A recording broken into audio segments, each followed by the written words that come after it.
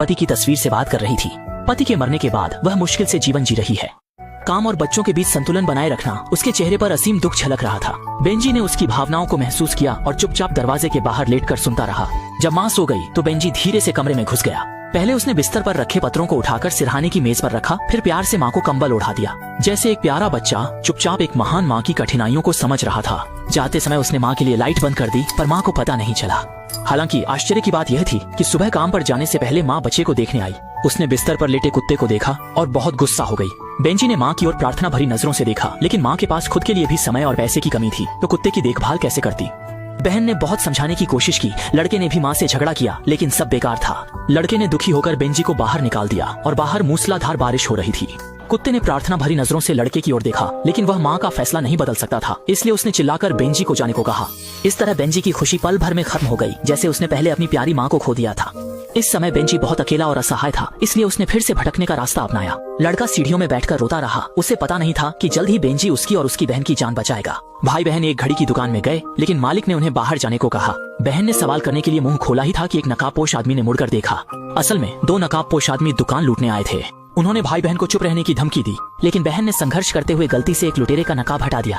पहचान उजागर होने के डर से लुटेरों ने तुरंत उन्हें कार में बंद कर दिया। छोटी बहन चिल्लाकर मदद मांग रही थी और यह दृश्य बेंजी ने देख लिया, लेकिन जल्द ही अपहरणकर्ता कार लेकर भाग गए। लेकिन बेंजी ने हार नहीं मानी। उसने जल्दी से एक शॉर्टकट लिया और दौड़ पड़ा। आखिरकार एक चौराहे पर उसने अपहरणकर्ताओं की गाड़ी देखी।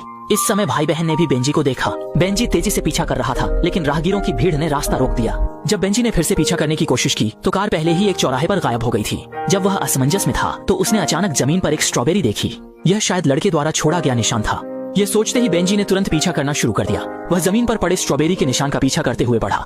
पता नहीं कितनी देर दौड़ता रहा। आखिरकार उपनगर में एक परित्यक्त घर पाया। उसने सावधानी से खिड़की पर चढ़कर देखा। सच में भाई बहन बंधे हुए थे, लेकिन तभी लुटेरों के पालतू कुत्ते ने उसे देख लिया। कुत्ता बेंजी पर जोर से भौंका। बेंजी ने तुरंत भागने की कोशिश की। कुत्ते की भौंक ने अपहरणकर्ताओं का ध्यान आकर्षित किया। बेंजी ने तुरंत योजना बनाई और चालाकी से कुत्ते को पाइप की ओर ले गया। कुत्ता उसमें फंस गया और हिल नहीं सका। खतरनाक कुत्ते के साथ उलझने का समय नहीं था। बेंजी तुरंत व्यक्ति को बचाने की कोशिश करने लगा, लेकिन एक अपहरणकर्ता ने रास्ता रोक लिया। बेंजी ने भागने का नाटक किया। उसने सामने के गोदाम को देखा और तुरंत एक योजना बनाई। इसीलिए उसने जानबूझकर अपहरणकर्ता को गोदाम में ले जाकर खुद एक छेद से बाहर निकल गया। फिर जल्दी से दरवाजे के सामने जाकर एक अलमारी गिरा दी। अपहरणकर्ता को अंदर बंद कर दिया गया। अपहरणकर्ता सपने में भी नहीं सोच सकता था कि उसे कुत्ते ने बेवकूफ बनाया। बेंजी तेजी से घर की ओर भागा। जल्द ही दूसरा लुटेरा भी बाहर आ गया, लेकिन बेंजी ने उससे सीधे मुकाबला करने का इरादा नहीं किया, बल्कि एक परित्यक्त बस में छिप गया। जब बंग फेचेमन खोलकर अंदर आए तो फाशियन बेंजी जाओ जो从天窗跳了出去। समय की कमी थी। बेंजी तुरंत घर में घुसकर लोगों को बचाने लगा।